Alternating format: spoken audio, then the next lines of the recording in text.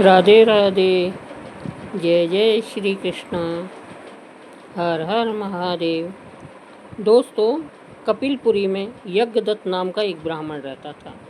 यज्ञदत्त के घर एक पुत्र उत्पन्न हुआ जिसका नाम उन्होंने गुणनिधि रखा।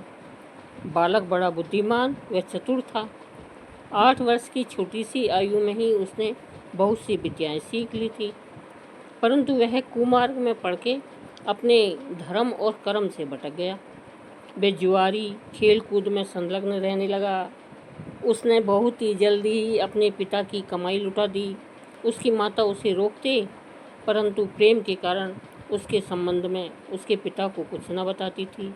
पुत्र चाहे कितना भी बुरा हो, परंतु माता कभी उसका बुरा नहीं मानती है, और न ही माता पुत्र का बुरा चाहती है।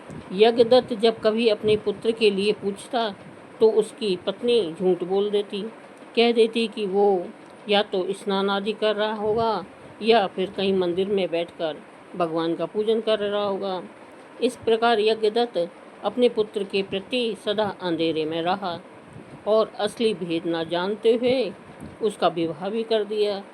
विवाह के पश्चात गुणनिधि की माँ उसको समझाती कि देख, तुम्हारे पिता बड़े महात्मा हैं, अतएव उनके साथ ही साथ बड़े भारी क्रोधी भी हैं। जब उनको तुम्हारे बारे में मालूम होगा तो इसके लिए तुम्हें और मुझे दोनों को दंड देंगे।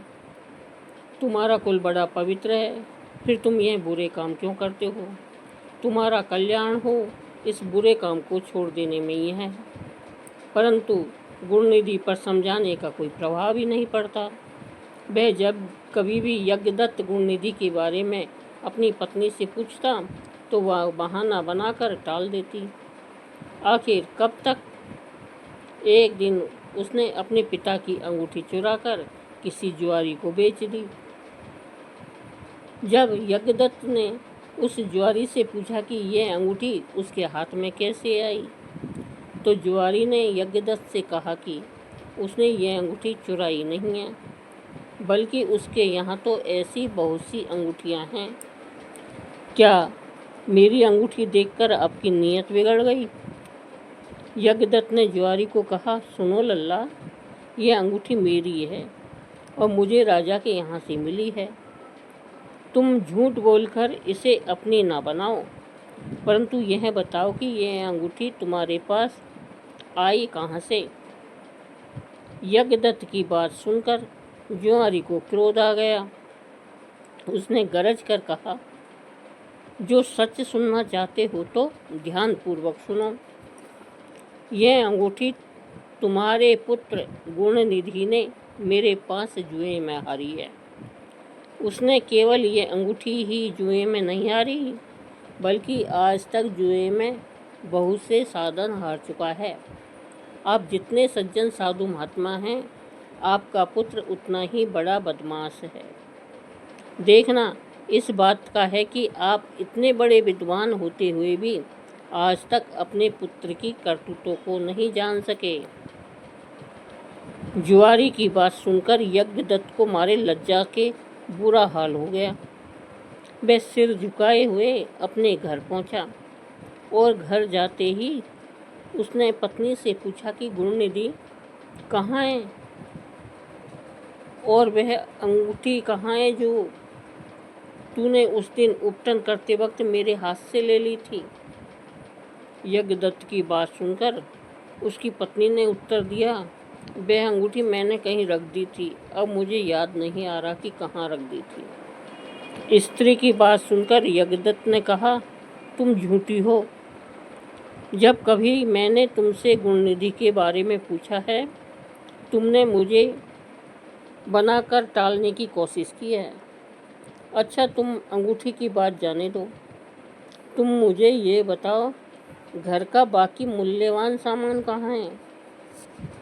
न जाने मेरे किन पापों के कारण मेरे यहाँ ऐसा पुत्र उत्पन्न हुआ है। फिर जब उसने घर का दूसरा कीमती सामान देखा तो सभी मूल्यवान वस्तुएं गायब थी। तब यज्ञदत्त ने हाथ में जल लेकर पत्नी और पुत्र को तीजांजलि दे दी और एक ब्राह्मण कन्या से विवाह कर लिया। अब जब गुणनिधि को मालूम हुआ कि उसके पिता पर सारा भेद खुल गया है और उन्होंने उसे और उसकी माँ को तिलांजलि दे दी है, तो उसको बड़ा दुख हुआ और वह अपनी करनी पर पछताने लगा। वह भूखा प्यासा एक शिव मंदिर में जाकर बैठ गया। उस दिन शिवरात्रि का व्रत था। लोगों ने शिव का पूजन किया, फिर तरह तरह के पकवान तथा खाद्य सामग्री ऊपर चढ़ाई। जब लोग भगवान का पूजन आदि करके मंदिर में सो गए, तब गुणनिधि खाने का सामान उठाकर बाहर की ओर भागा, मगर भागते वक्त उसका पैर किसी शिव भक्त से टकरा गया। सबने चोर चोर कहकर उसका पीछा किया। बहुत से नागरिक भी उन भक्तों के साथ मिल गए। अंत में उन्होंने भागते हुए गुणनिधि को पकड़ लिया और सबने मिलकर ऐसा मारा कि वो मर ही गया। उसके मरने के साथ ही यमदूतों ने उसे घेर लिया और निर्दयतापूर्वक उसे मारने लगे। उधर भगवान शिव ने अपने गणों से कहा, यदि गुणनिधि पापी, दुराचारी और कुकर्मी है, फिर भी उसने शिवरात्रि का व्रत रखकर जागरण किया है, हमारे पूजन को देखा है, हमारे दर्शन किए हैं, दीपक से लिंग पर गिरती हुई छाया का इसने निवारण किया है, रात्रि में अपना वस्त्र फाड़ कर बत्ती में डाला है, हमारे गुणों का श्रवण किया है, अतः वो हमारे लोक को आएगा। कुछ दिन यहाँ रहने के पश्चात कलिंग देश का राजा होगा। तुम लोग वहाँ जाकर उसे यमदूतों से मुक्त कराओ, क्योंकि उसे हमने अपना लिया है।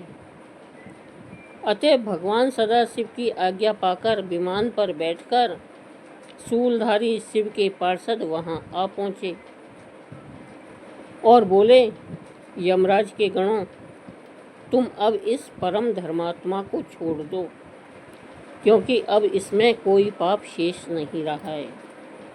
यमदूतों ने भगवान सदाशिव के पार्षदों से कहा, यूँ तो आपकी आज्ञा हमारे सिर माथे पर, मगर यह तो दुष्ट, महापापी, कुकर्मी, मांस मदिरा का प्रयोग करने वाला, वैश्यगामी, माता पिता की आज्ञा मानने वाला, ना मानने वाला, चोर तथा जुआरी है। हम लोग इसलिए इसको ले जा रहे हैं। यमदूतों की बात सुनकर शिव के पार्षदों ने कहा, तुम मूर्ख हो, यह ब्राह्मण पापी नहीं है।